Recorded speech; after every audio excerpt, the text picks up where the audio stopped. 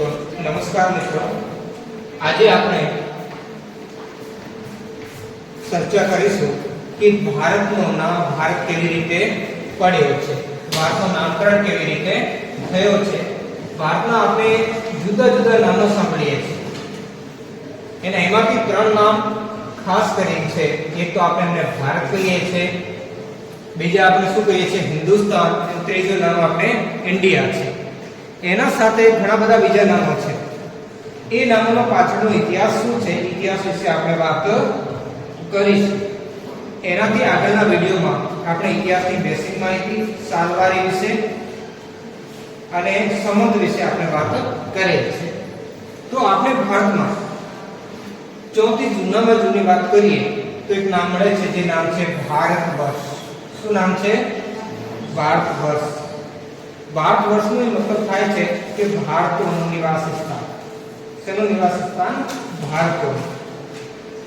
એ જે ભારત વર્ષ નામ છે એનો સૌથી પહેલા ઉલ્લેખ કોઈ ગ્રંથમાં કહીએ તો પાણીની લખેલો જે ગ્રંથ છે અષ્ટાધ્યાયી, એમાં મળે છે. કોના? પાણીની લખેલી અષ્ટાધ્યાયીમાં લેખિત રીતે આપણે ભારત વર્ષ નામ ઉલ્લેખ મળે છે. જ્યારે આપણે બીજા ગ્રંથોની વાત કરીએ તો ભારત વર્ષ આપણે બ્રાહ્મણ ગ્રંથો, જે આગળ આપણે ભણવાના છે, ઇતિહાસના સ્ત્રોતો વિશે વાત કરીશું, એના વિશે આપણે ડિટેલથી જાણીશું કે બ્રાહ્મણ ગ્રંથો કયા કયા છે, શું છે. તો બ્રાહ્મણ ગ્રંથોમાં પણ આપણે ભારત વર્ષ નામ મળે છે. એના સિવાય ઘણા બધા પુરાણોમાં પણ ભારત વર્ષ નામ મળે છે. ભારત વર્ષનો મતલબ છે કે આપણે કોની સંતાનો છે? ભરતોની સંતાનો છે. એના પરથી નામ નીકળી આવ્યું છે ભારતી, ભારતીય. તો આગળ આપણે વધીશું તો એક ભૂભાગના રૂપે ભારત વર્ષ જે શબ્દ છે એમનો સર્વપ્રથમ આપણે ઉલ્લેખ જોવા મળે છે. તો એ ઉલ્લેખ છે એ છે આપણો હાથી ગુફા અભિલેખ. કયો અભિલેખ છે? હાથી ગુફા. કલિંગનો રાજા ખારવેલ હતો. ઈસવીસન પહેલી સદી ઈસવીસન પૂર્વ એનો જે ઉદયગીરી હાલનો જે ઓડિશા છે એમાં એનો શિલાલેખ મળે છે. એ શિલાલેખમાં આ ભારત વર્ષ નામ આપણે મળે છે. તો બે પ્રશ્નો અહીંયા ધ્યાન રાખવાના છે. સૌથી પહેલા એટલે સર્વપ્રથમ કોઈ સાહિત્યમાં ઉલ્લેખ મળે તો આ તો છે અષ્ટાધ્યાયી. પાણીની કઈ છે? અષ્ટાધ્યાયીમાં ઉલ્લેખ મળે છે. એના પછી એક ભૂભાગના રૂપે ભારત વર્ષ શબ્દનો સૌથી પહેલા એટલે સર્વપ્રથમ ઉલ્લેખ મળે છે તો કલિંગ નરેશ ખારવેલનો છે હાથી ગુફા અભિલેખ. એમાં આપણે એમનો ઉલ્લેખ જોવા મળે છે. એના સાથે સાથે ઘણા બધા પુરાણો છે, જે પુરાણોમાં પણ આપણે ભારત નામનો ઉલ્લેખ મળે છે. એટલે વિષ્ણુ પુરાણની વાત કરીએ કે ભાગવત પુરાણ હોય કે બ્રહ્મવૈવર્ત પુરાણ હોય, ઘણા બધા પુરાણોમાં પણ ભારત શબ્દનો ઉલ્લેખ મળે છે. હવે વૈદિક કાળની આપણે વાત કરીએ.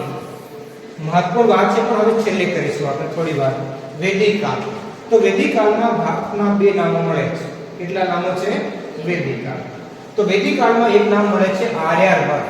આર્યાવર્તનો મતલબ એવું થાય છે કે આર્યોનો દેશ, એટલે જે દેશમાં આર્ય લોકો રહેતા હતા. આર્ય મતલબ શ્રેષ્ઠ, કોઈ આ જાતિ વર્ણ વિશેષ નથી. આર્યનો મતલબ શ્રેષ્ઠ, જે માણસો સુસંસ્કૃત થઈ ગયા હતા, જે સંસ્કૃતિને સારી રીતે શીખી ગયા, એવા માણસોને આર્ય કહેતા.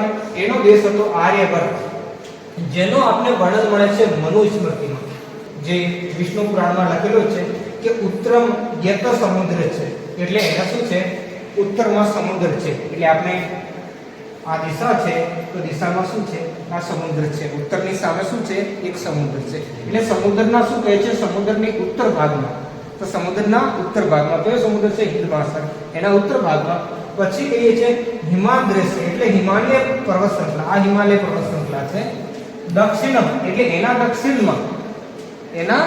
દક્ષિણમાં વર્ષ તદ ભારતમ, એટલે એનું નામ જે એના વચમાં છે એને આપણે કયા નામથી જાણીએ છીએ? ભારત નામથી જાણીએ છીએ. આ વિષ્ણુ પુરાણમાં લખેલો છે ભારતમ. નામ ભારતીયત્ર સંતતિ, એટલે ભારતી યાની શું છે? સંતાનો છે. એની સંતાનો શું કહીએ છે? ભારતી. એટલે આપણે કહીએ છીએ ઘણી વખત માં ભારતી, હે ને? અને એનાથી આપણો શબ્દ આવે છે ભારતીય. એટલે ભારતીય લોકો છે જે આ ક્ષેત્રમાં નિવાસ કરે છે. આ વિષ્ણુ પુરાણ કહે છે. એનાથી થોડો જુદો મનુસ્મૃતિમાં છે. મનુસ્મૃતિ શેની વાત કરે છે? આર્યાવર્તની વાત કરે છે. એટલે મનુસ્મૃતિ આર્યાવર્ત ક્યાંથી કહે છે કે હિમાલયથી લઈ કયો ક્ષેત્ર છે? હિમાલયથી લઈને આ વિંધ્ય પર્વત શ્રૃંખલા છે, અહીંયા જે એમપી માં વિંધ્ય પર્વત શ્રૃંખલા છે એના વચવાનું જે ક્ષેત્ર છે એ ક્ષેત્રને શેના નામથી ઓળખીએ છીએ? એને આર્યાવર્ત કહીએ છીએ. એને શું કહીએ છીએ? આર્યાવર્ત. એવો જ ઉલ્લેખ કાવ્ય મીમાંસામાં મળેલો છે, જેના લેખક છે રાજશેખર. કોણ લેખક છે? રાજશેખર. એમાં પણ કાવ્ય મીમાંસામાં પણ કહેલો છે કે પૂર્વમાં બંગાળ ઉપસાગર છે અને પશ્ચિમમાં અરબ ઉપસાગર છે. એ બે સાગરોના વચમાં અને એની બોર્ડર ક્યાં સુધી કીધેલી છે? નર્મદા નદી. કાવ્ય મીમાંસામાં શેની બોર્ડર કીધેલી છે? કે નર્મદા નદી. આ નર્મદા નદીનો ઉત્તરનો ભાગ, નર્મદા નદીનો ઉત્તરનો જે ભાગ છે એ ભાગને શું કહેવાય છે? આર્યાવર્ત. તો હવે આવે કે દક્ષિણના ભાગને શું કહીએ છીએ? એક જે મનોવિસ્મૃતિ કહે છે કે વિંધ્ય પર્વત શ્રૃંખલાથી ઉત્તરનો ભાગ, એને આર્યાવર્ત કહીએ છીએ. જ્યારે કાવ્ય મીમાંસામાં લખેલો છે કે આ નર્મદા નદી છે, જે આપણે એમપી થી નીકળે છે, મધ્યપ્રદેશથી ગુજરાતથી થઈને આપણા જ આ ક્ષેત્રમાંથી પસાર થાય છે, એનાથી ઉત્તરનો આર્યાવર્ત. તો દક્ષિણના ભાગને શું કહે છે? તો એના માટે એક શબ્દ વાપરે છે, એ છે દક્ષિણાપથ. કેવું શબ્દ છે? દક્ષિણાપથ એટલે દક્ષિણ ભારત. તો દક્ષિણ ભારતને શું નામથી ઓળખતા હતા? દક્ષિણાપથ નામથી. હજી આપણે એ નામ કમ્પ્લીટ નહીં થયું, એના વિશે આગળ પણ આપણે વાત કરીશું. હવે બે વસ્તુ છે. એક તો આપણું નામ ભારત. ત્રણ નામો વિશે ખાસ જાણીશું કે ભારતનું નામ ભારત કેવી રીતે પડ્યું, ઇન્ડિયા કેવી રીતે પડ્યો અને હિન્દુસ્તાન કેવી રીતે પડ્યો. તો ભારત, તો એના વિશે ઋગ્વેદિક કાળમાં એક આપણે કથા આવે છે. ઋગ્વેદમાં મળે છે 7મા મંડળમાં. કયા મંડળમાં મળે છે? ઋગ્વેદના 7મા મંડળમાં એનો ઉલ્લેખ મળે છે. એમાં એક આવે છે ભરતજન. શું આવે છે? ભરતજન. અને ભરતજનનો રાજા હોય છે સુદાસ. શું નામ હોય છે? સુદાસ. એક બાજુ એ હોય છે અને એના સામે હોય છે 10 રાજાઓ. કેટલા રાજાઓ હોય છે? 10 રાજાઓ. એ રાજાઓનો 10 રાજાઓનો સંગ અને સુદાસ વચમાં એક યુદ્ધ થાય છે. એ યુદ્ધનું નામ છે દાસ રાજ્ય યુદ્ધ. દાસ રાજ્ય યુદ્ધ. એમાં શું છે? 10 રાજાઓનું નેતૃત્વ કરે છે એક પુરુ કબીલો હોય છે. એક બાજુ તો ભરતજન છે, જેના તુસુ વંશનો રાજા હોય છે સુદાસ. એ નેતૃત્વ કરે છે. સામે હોય છે 10 રાજાઓનો સંઘ, જેનો નેતૃત્વ પુરુ વંશનો રાજા સંસ્કરણ કરે છે. એમાં 10 જે જનો છે, 10 માંથી 5 આર્ય હોય છે, 5 અનાર્ય જનો હોય છે. એટલે આપણે સમજી લેવાનું કે એ યુદ્ધ જે ભારતનું ક્ષેત્ર છે, આ બાજુનું ક્ષેત્ર, રાવી કહીએ પુરુષોની નદી, આ રાવી નદી અહીંયા છે, જેને એ સમયે પુરુષોની નદી કહેતા હતા, એના કાંઠે આ યુદ્ધ થયેલું. ત્યાંથી આપણે ભરતજન વિશે માહિતી મળે છે. એટલા માટે ઘણા વિદ્વાનો કહે છે કે ભારતનું નામ એ ભરતજનથી પડ્યું. કયા જનથી પડ્યો? ભરતજનથી. કેમ કે આમાં વસ્તુ શું હતી કે વિશ્વામિત્ર હતા. રાજા સુદાસના પહેલા પુરોહિત વિશ્વામિત્ર હતા. પછી એમને હટાવીને વશિષ્ઠ જે ઋષિ હતા એમને બનાવી દીધા. તો વિશ્વામિત્ર બદલો લેવા માટે શું છે? 10 રાજાઓને ભેગા કર્યા અને ભેગા કરીને યુદ્ધો કર્યા. અને એ જે રાજાઓ હતા ક્યાંના હતા? બધા ઉત્તરી ભારતના હતા. ક્યાંના હતા? ઉત્તરી ભારતના. આ જ્યારે પાંચાલ, જ્યાંની આપણે દ્રૌપદી હતી ને, પાંચાલ રાષ્ટ્રની જનપદ જે હતો, જ્યાંની દ્રૌપદી હતી, એ જ પાંચાલનો આ રાજા સુદાસ હતો. એટલે પાંચાલ આ ક્ષેત્ર છે, ગંગા યમુના વચમાં, આ ગંગા નદી છે, યમુના એ વચમાંનો ક્ષેત્ર. જ્યારે 10 જે જનો હતા એ બાજુના હતા. હાલનો જે પાકિસ્તાન, અફઘાનિસ્તાન અને ઈરાન સુધીનો ક્ષેત્ર છે, ત્યાંના એ 10 જુદા જુદા ક્ષેત્રોના રાજાઓ હતા. એના વચમાં યુદ્ધ થયું. યુદ્ધમાં રાજા સુદાસ જીત્યો. કોણ જીત્યો? રાજા સુદાસ. એની જ આ આકૃતિ છે, એ યુદ્ધને જ અંકિત કરે છે, દક્ષરાજ્ય યુદ્ધને. અને એક આપણે એક વ્યક્તિ મળી છે ફોટો, જેમાં એનું અંકન આપણે જોવા મળે છે. બીજું નામ છે ભરત. આ ભરત કયો છે? આ જૈન કથાઓમાં મળે છે. કેવી કથાઓમાં મળે છે? જૈન કથાઓમાં. જૈન કથાઓમાં ઉલ્લેખ મળે છે કે જૈન ધર્મનો જે સંસ્થાપક હોય છે ઋષભદેવ. ઋષભદેવનો છોકરો હોય છે, જેનું નામ હોય છે ભરત. શું નામ હોય છે એમનો? ભરત. ઋષભદેવનો છોકરો ભરત હોય છે. એક ચક્રવર્તી સમ્રાટ હોય છે. આખા વિશ્વ ઉપર એ શું કરે છે? રાજ ચલાવે છે. પ્રજા કલ્યાણકારી રાજા હોય છે.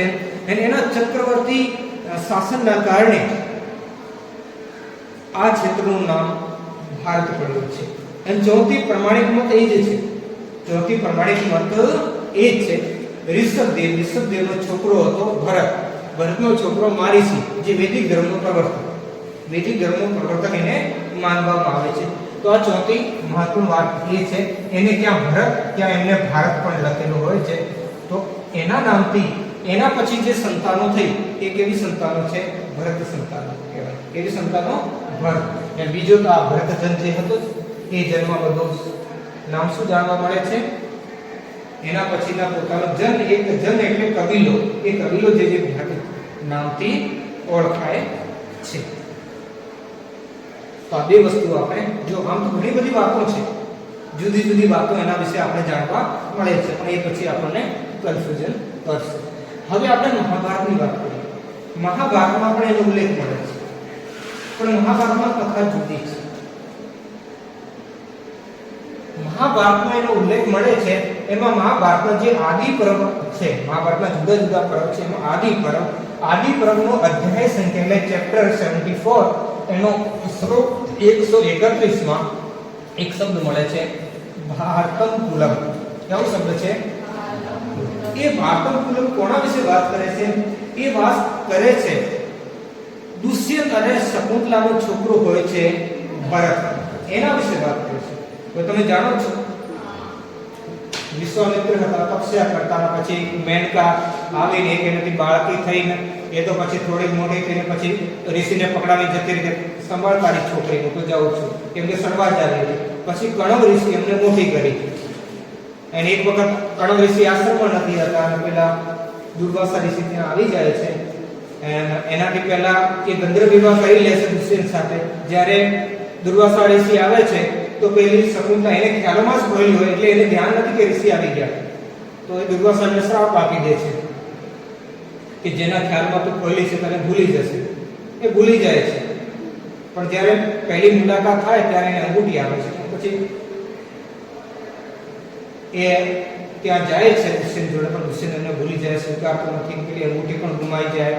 મશવરા માટે કે પછી દુષ્યંતને મળે પછી પાછો એમને બોલાવે. આ બધી કથા છે મોટી, અને એ કથાનું વર્ણન એમાં મળે છે આદિ પર્વમાં, જે અધ્યાય 74 માં. એમનો મંત્ર 129 થી લઈને 132 સુધી શ્લોક છે, એમાં એમનો બધું આખું વર્ણન કરેલું છે. આમ તો બહુ મોટા ચેપ્ટરમાં, એ આખા ચેપ્ટરમાં છે દુષ્યંત અને શકુંતલાનો ખાસો મોટો ચેપ્ટર ચાલે છે. તો એનો જે છોકરો છે ભરત, એ પણ બહુ ચક્રવર્તી સમ્રાટ હતો. અને એની જ્યારે દુષ્યંત આવે છે ને, એક વખત તો ના પાડી દેશે, પછી જુએ છે તો એ શું છે, ભરત કોના સાથે રમતો હોય છે? સિંહના બાળકો સાથે રમતો હોય છે. તો એનાથી પણ શરૂઆતમાં ત્યારે શકુંતલા કહે છે, જો કે રાજા કે દુષ્યંતને કહે છે તમારા છોકરાનો ગુણ જોઈ લો, આ તમારો છોકરો છે એ સિદ્ધ કરે છે કે તમારા એમના ગુણો પણ શું છે? એક જ છે. તો આ બધી વસ્તુ છે, પણ મહત્વની જે વધારે વિદ્વાનો ધ્યાન મૂકે છે એ છે ઋષભદેવનો છોકરો ભરત હોય છે. એના નામ ઉપરથી એમને કે ભારત નામ ઉતરી આવ્યું એવું માને છે. પછી વિષ્ણુ પુરાણમાં જ લખેલો છે ભારત ભૂમિની મહિમા વિશે. શું લખેલો છે વિષ્ણુ પુરાણમાં? ગાયંતી દેવા કિલ ગીત ગાની ધાને કુતે ભારત ભૂમિમાં. એટલે દેવતા પણ ગાવે છે. શેના વિશે ગાવે છે? ભારત ભૂમિની પ્રશંસા કરે છે. શેની પ્રશંસા કરે છે? ભારત ભૂમિની પ્રશંસા કરે છે. તો એટલે આ નામકરણ પણ ખાસો જૂનો છે.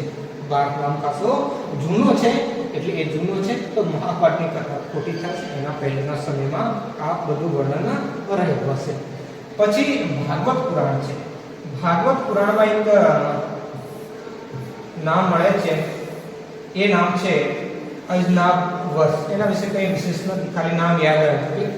ભાગવત પુરાણમાં શું નામ મળે છે ભારતમાં? તો અજનાબ વર્ષ. પછી એક નામ મળે છે જમ્મુદીપ. એ જૈન સાહિત્યમાં ઘણો મળે છે.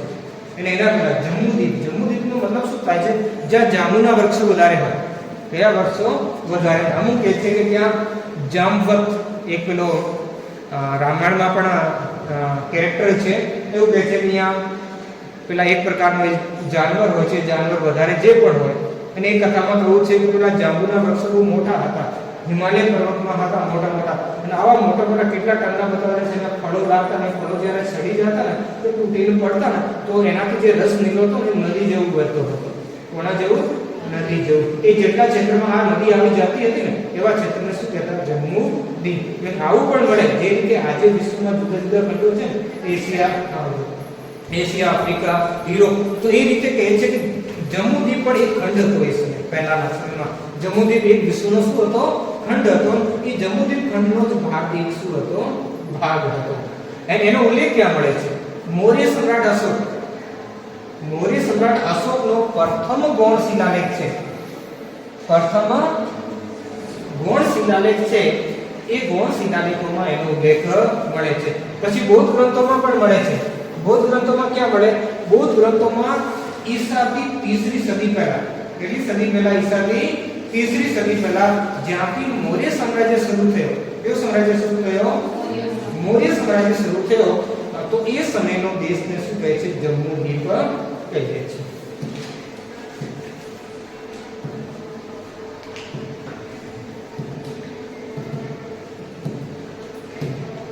હવે આપણે નેક્સ્ટ સમજીએ. હવે હાલના સમયના જે નામો છે એના વિશે વાત કરીએ.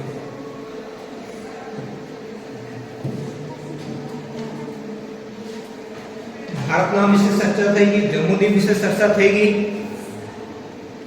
અને બીજા જે ભારત વર્ષ હતા એના વિશે પણ આપણે ચર્ચા થઈ ગઈ. આર્યાવર્ત શું છે, દક્ષિણાવર્ત શું છે ને એ બધી વિશે વાત થઈ ગઈ. હવે આપણે આવે છે મેન શબ્દ જે આપણે ઇન્ડિયા. શું શબ્દ છે? ઇન્ડિયા. ઇન્ડિયા નામ કેવી રીતે પડ્યું છે? તો ઇન્ડિયા, હવે આ ઇન્ડિયા નામ હોય કે હિન્દુસ્તાન નામ હોય, એ બંને સિંધુ નદીથી પડ્યા. કઈ નદીથી? સિંધુ નદી. લાંબા સમયથી, હે ને? હવે જો આ ક્ષેત્ર છે આખું, આમાં તમારે જોવા મળશે આ ભારત છે અહીંયા, આ ભારતનું ક્ષેત્ર છે.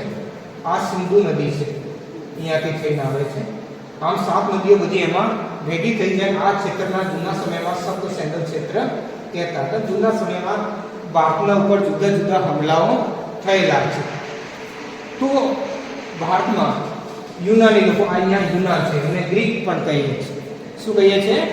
ગ્રીક. ગ્રીક કહીએ, યુનાની કહીએ. એ લોકો આવ્યા. એમાંથી આ જે સિકંદરનો માર્ગ જોવા તમને મળે છે, એ સિકંદર ભારત ઉપર હુમલો કરવા આવે છે. તો એટલે આ વાત ક્યાંની છે? ઈસાથી 4મી અને 5મી શતાબ્દી પહેલાની, 4મી અને 5મી શતાબ્દી ઈસા પૂર્વની વસ્તુ છે. જ્યારે યુનાની લોકો આ સિંધુ નદી તરફ આવ્યા, એનાથી પરિચિત થયા, તો એ સિંધુ નદીને શું કહેતા હતા? ઇન્ડે. શું કહેતા હતા? ઇન્ડે. અને ઇન્ડે પછી એમને સિંધુ નદીને કહેવા માંડ્યા ઇન્ડસ. એટલે એ સને ઈ બોલતા, સને શું બોલતા? ઈ બોલતા. એટલે સિંધુને ઇન્ડસ કહેતા. ઇન્ડસ સિંધુ નદીનો નામ છે. તો હવે આ બાજુનું ક્ષેત્ર, એટલે સિંધુ નદી તો અહીંયા જ છે ને, સિંધુ નદીનો પૂર્વનો ક્ષેત્ર, આ પશ્ચિમનો ક્ષેત્ર છે. તો સિંધુ નદીના પૂર્વના ક્ષેત્રમાં એ લોકો ઇન્ડિકા કહે. શું નામ આપ્યો? ઇન્ડિકા. ઇન્ડિયા નથી આપ્યો.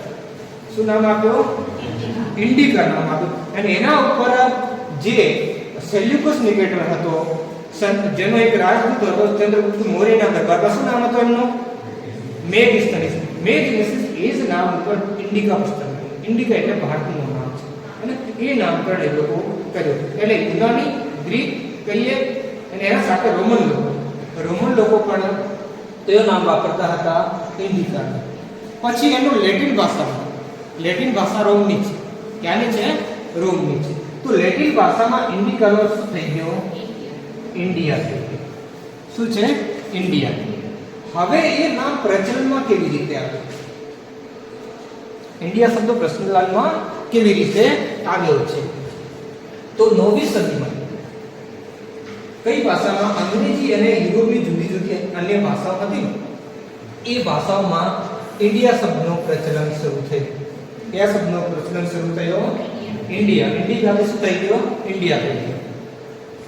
હવે જ્યારે અંગ્રેજો ઔપનિવેશિક લાભ લેવા માટે, ભારતના લોકોને ગુલામીનો અહેસાસ કરવા માટે આ નામ આપ્યા છે. અને આ નામ કયો હોય છે? ઇન્ડિયા. અને એનો 18મી સદીથી, કઈ સદીથી? 18મી સદીથી બ્રિટિશ નકશામાં એનો પ્રયોગ શરૂ કર્યો છે. એ નકશામાં પ્રયોગ કરે છે બ્રિટિશ નકશા મળવા માટે. તો 18મી સદીથી હવે શું છે? ભારતને પહેલા હિન્દુસ્તાની કહેતા, મોગલ કાળમાં આખો એ દેશનું નામ શું હતું? હિન્દુસ્તાન હતો.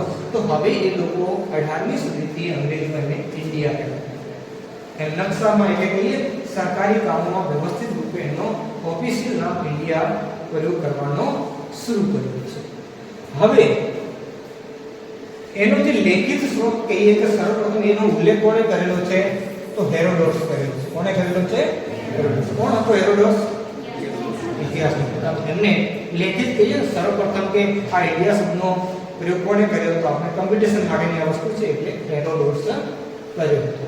બાકી તો રોમન યુનાનીમાં આપણે વાત કરી દીધી. હવે વાત કરીએ હિન્દુસ્તાન. શેની વાત કરીએ? હિન્દુસ્તાન. હિન્દુસ્તાન નામ કેવી રીતે? આ પણ સિંધુ નદી ત્યાં. હવે શું છે? કોણ હતા એ કહેવા વાળા?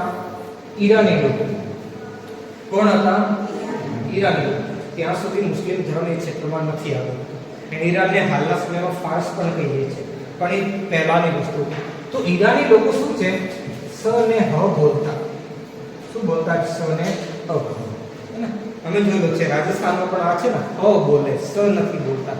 કોઈને શું કહે છે? હ કહે છે. અને સોટો હોય તેને શું કહે છે? હોટો લાવો. હે ને? તો એટલે આપણી આ વિસ્તારમાં જોવા મળે છે શબ્દ. તો ત્યાંના લોકો એ સમયે ઈરાની લોકો સ ને શું બોલતા? હ. તો સિંધુ નદીને શું બોલ્યા? હિન્દુ નદી. સિંધુ નદીને શું એમને કીધું? હિન્દુ નદી. અને એ બાજુના ક્ષેત્ર છે એ ક્યારે એમને કીધું કે 10મી સદી ઈસા પૂર્વમાં. ક્યારે છે? 10મી સદી ઈસા પૂર્વમાં એને આ સિંધુ નદીનો પૂર્વનો ક્ષેત્ર, આ સિંધુ નદી છે એને પૂર્વનો ક્ષેત્રમાં એમને શું કીધું? હિન્દુસ્તાન કીધું. એ પણ કેમ કે કોઈ જગ્યા હોય છે, જગ્યાને હિન્દીમાં શું કહે છે? સ્થાન કહે છે. તો એનો ઉલ્લેખ મળે છે. ઈરાનીની ભાષા એ સમયે અવેસ્તા ભાષા હતી. કઈ હતી? અવેસ્તા. એટલે એ પારસી ધર્મને ફોલો કરતા. અને પારસી ધર્મનો ગ્રંથ હતો જિંદ અવેસ્તા. તો એ અવેસ્તા ભાષામાં આ સ ને હ બોલતા. એના સ્થાન આપણે એ રીતે લખીએ છીએ સ્થાન. તો સ્થાનને એ શું લખતા હતા? સતાન. એ રીતે લખતા હતા. સ્થાનને શું લખતા હતા? સતાન. એટલે થ નો પણ ત બનાવી દેતા. થ નો પણ શું બનાવી દેતા? તો બનાવી દેતા. એટલે એ લોકો ઈરાની લોકો આ સિંધુ નદીથી જે પૂર્વનો ક્ષેત્ર છે એને શું નામ આપ્યો? હિન્દુસ્તાન. શું નામ આપ્યો? હિન્દુસ્તાન. અને એ બાજુના લોકોને શું કીધું? હિન્દુ. એટલે કોઈ એ સાંપ્રદાયિક નામ નથી, ધર્મને આધારે કોઈ નામ નથી. એ ખાલી શું છે? જે લોકો બહારથી આવ્યા એ લોકો આપણે ઉપર ઠપકો મારી જે રીતે હોય છે ને આપણામાં નામ નાના હોય તો ઘરમાં જુદું નામ હોય, કોઈ ગોળું હોય, કોઈ કોળું હોય ને જે પણ હોય, તો એ રીતે એ લોકો પોતાની રીતે એ નામને શું કરી છે? અભિવ્યક્તિ કરી છે. એક તો યુનાની લોકો ઇન્ડિયા સુધી ત્યાંથી આવી ગયા, અને બીજો એ ઈરાની લોકો જેને હિન્દુસ્તાન નામ આપણને આપ્યું છે. પછી એ હિન્દુ મુસ્લિમ માટે પણ ઘણો બધી વસ્તુ આગળ જાય હિન્દુસ્તાન શબ્દ વિશે થયેલી છે, પણ આવું કોઈ સંપ્રદાય કે એના પાછળ કોઈ હેતુ રહેલો નથી. નહીં ભારતના લોકો એ નામકરણ કર્યો છે. આપણું નામકરણ એક જ છે, ભારત. શું છે? ભારત. બાકી ઇન્ડિયા અને હિન્દુસ્તાન બહારથી આવેલા જે લોકો હતા એમને ભારતનું નામકરણ કર્યો છે.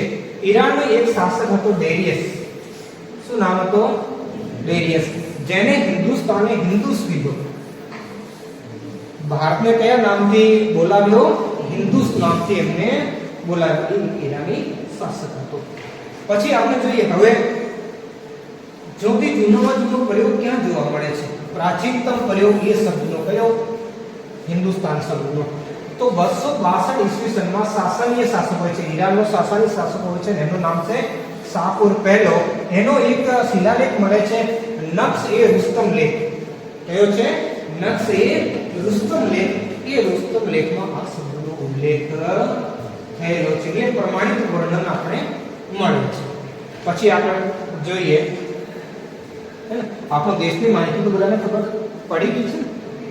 થોડી ભૌગોલિક માહિતી વિશે વાત કરવી એ તો કરી દઉં તમને. આ મેપ પણ છે, પેલો નેક્સ્ટ સ્લાઇડમાં પણ હતો જ આપણે. તો આ ક્ષેત્ર ઉત્તર ભારતમાં આખું આ ક્ષેત્ર આપણે હિમાલય પર્વત શ્રૃંખલા છે. એટલે ભારતમાં પ્રાકૃતિક સીમા રેખાનું કામ કરતી, સિક્યુરિટીનું કામ કરતી, બોર્ડરથી ઊંચા પહાડો છે, તો એ બાજુથી કોઈ આવી શકતો નથી હુમલાવર. કેમ કે એ સમયે કોઈ ફાઇટર પ્લેન એવા બધા હતા નથી. પેદલી ચાલવું પડતું કે હાથી ઉપર કે ઘોડા ઉપર, તો એનાથી કોઈ આવી શકતો નથી. અને બીજો આ બાજુ સમુદ્ર હતો એટલે એ બાજુથી પણ કોઈ આવી શકતો નથી. સિક્યોર ભારતનો આખો ક્ષેત્ર. હવે એક સ્થળ સીમા આ જ હતી. આ બોર્ડર અહીંયા તમને દેખાય છે, અહીંયા ખેબર ખીણ છે, અહીંયા બોલન ખીણ છે. એટલે એ બે પાસ હતી. જેટલા બધા વિદેશી હુમલાવારો આવે એ બે પાસથી આવ્યા. ખીણ તો જોયો છો ને, સાંકડો રાસ્તો બસમાં. તમે તો ડુંગર વિસ્તારમાં જ રહો છો, હે ને? બસમાં સાંકડો રાસ્તો હોય ડુંગરોમાં, ત્યાંથી લોકો અવર જવર કરતા હોય એને પાસ કહીએ કે ખીણ કહીએ. તો આ બે ખીણ છે, એક તો બોલન અને એક ખેબર ખીણ. એ ખીણથી ભારતમાં જેટલા બધા પણ ભલે ઈરાની હોય, યુનાની હોય, શક હોય, હુણ હોય, કુષાણ હોય, બધા જ એ રસ્તેથી ભારતમાં આવ્યા. ભલે એ પછીના તુર્ક હોય, અફઘાન હોય, જેટલા પણ હુમલાવર છે ને બધા એ જ રસ્તેથી ભારતમાં આવ્યા હતા. અહીંયા અફઘાનિસ્તાન છે, આ હિન્દુ કુશ પર્વત શૃંખલા છે, એના ઉપર અહીંયા પામીરની ગાંઠ છે, પામીરનો પઠાર કહીએ ઉપરના ક્ષેત્રમાં. તો આ ભારતની ભૌગોલિક સ્થિતિ છે.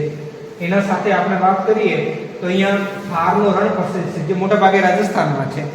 અને થોડો એનો ક્ષેત્ર ગુજરાતમાં પણ છે, અને થોડો પંજાબમાં પણ છે, થોડો હરિયાણામાં પણ છે, પણ મોટા ભાગનો રાજસ્થાનમાં છે. એનો લગભગ કહીએ ત્રીજા ભાગનું ક્ષેત્ર પાકિસ્તાનમાં પણ છે. એને થારનો રણ કે થરનો રણ કહીએ છીએ. અને પછી આ આખું છે આ દક્ષિણ ભાગનો ઉચ્ચ પ્રદેશ છે, જેમાં અહીંયા આપણે જોઈએ ને વિંધ્યાચલ પર્વત શૃંખલા છે, હે ને? એ બધી શૃંખલાઓ જે મધ્ય ભારતની એમાં આવી જાય. દક્ષિણનો ઉચ્ચ પઠાર છે. અને પશ્ચિમી જે કિનારા માટે સહ્યાદ્રી પર્વત શૃંખલા છે, જેને પશ્ચિમી ઘાટ તરીકે આપણે ઓળખીએ છીએ. અને પૂર્વી ઘાટ તરીકે પર્વત શૃંખલાઓ છે. અને બંને બાજુ, આ બાજુ બંગાળનો વિસ્તાર છે, આ બાજુ જે સમુદ્ર છે, જે કહીએ ઉપસાગર કહીએ, એ બધા આવેલા છે. નીચે આપણે લક્ષદ્વીપ, એનાથી નીચે આ બાજુ શ્રીલંકા છે, એ બાજુ અંદમાન નિકોબાર દ્વીપ સમૂહ આવેલા છે. તો આ ભારતનો એક ભૌગોલિક ક્ષેત્ર છે. હવે નેક્સ્ટ આપણે થોડા જોઈએ કે સ્વાધીનતા આંદોલન એટલે આઝાદીનું આંદોલન ચાલ્યું. તો આઝાદીના આંદોલનમાં લોકોમાં દેશભક્તિની ભાવના જગાડવા, લોકોમાં એકતા જગાડવા માટે શું બોલતા હતા? ભારત માતાની જય. શું શબ્દ વાપરતા? ભારત માતાની જય. અને આપણે શરૂઆતથી ધરતીને માતા માનતા ધરતીનું નામ શું આપ્યો? ભારતી આપ્યો. શું આપ્યો? ભારતી. એમ પેલો વિષ્ણુ પુરાણમાં કહીએ છીએ ને, અમે એમની સંતાન, બધા ભારતીયો આપણે એમની શું છે? સંતાન છે.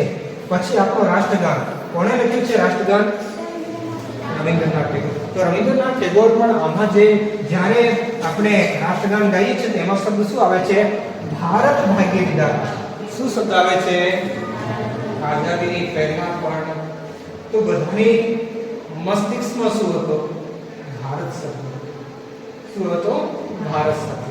પછી ભારતનું બંધારણ, જ્યારે આપણો દેશ આઝાદ થયો એના પછી ભારતનું બંધારણ ઘડાયો. તો બંધારણની કલમ 1 માં એટલે અનુચ્છેદ 1 માં શું લખેલો છે? ઇન્ડિયા ધેટ ઇઝ ભારત શાલ બી એ યુનિયન ઓફ સ્ટેટ. એટલે ઇન્ડિયા કહો તો ભારતીય નામ છે. કયા નામ છે? ઇન્ડિયા કે ભારત. એ બે નામનો ઉલ્લેખ આપણે મળ્યો છે. હાલમાં એક નવી બસ ચાલી રહી છે, હે ને? ખાસ કરીને ગત વર્ષમાં બહુ બધી ચાલી કે ભારતનું નામ ભારત કરીએ. જ્યારે યુનોમાં પણ રાષ્ટ્રપતિનું ઉદ્ઘાટન હોય દરેક વખતે અંગ્રેજીમાં હોય, પ્રેસિડેન્ટ ઓફ ઇન્ડિયા. તો એની જગ્યાએ એ વખતે શું છે? ભારતનું રાષ્ટ્રપતિનું નામ લખવામાં આવ્યું. ઘણા બધા સરકારે હવે કોશિશ કરી રહી છે, બધા રાજનૈતિક પક્ષો એના પર એક થઈ જાય તો શું છે? ભારત સરકાર ઈચ્છે છે કે ઇન્ડિયા નામ હટાવી દેવું છે. ઇન્ડિયા નામ શું છે? હટાવી દેવું છે. કારણ શું છે? એ આપણે ઔપનિવેશિક ગુલામીનો ખ્યાલ આપે છે. શેનો ખ્યાલ આપે છે? ઔપનિવેશિક ગુલામીનો આપણે ખ્યાલ આપે છે ઇન્ડિયા શબ્દ. જ્યારે ભારત શબ્દ આપણને શું આપે છે? આપણે વારસો, આપણે ગૌરવની આપણે યાદ આપે છે. શેની યાદ આપે છે? આપણે ગૌરવ અને આપણે વારસાની યાદ આપે છે. તો આ બધી આજના સેક્શનમાં આપણે ડિસ્કસ કર્યું. નેક્સ્ટ આપણે ફરીથી મળીશું એવા જ નવું કહીએ ઇન્ફોર્મેટિવ સેક્શન સાથે. Thank you.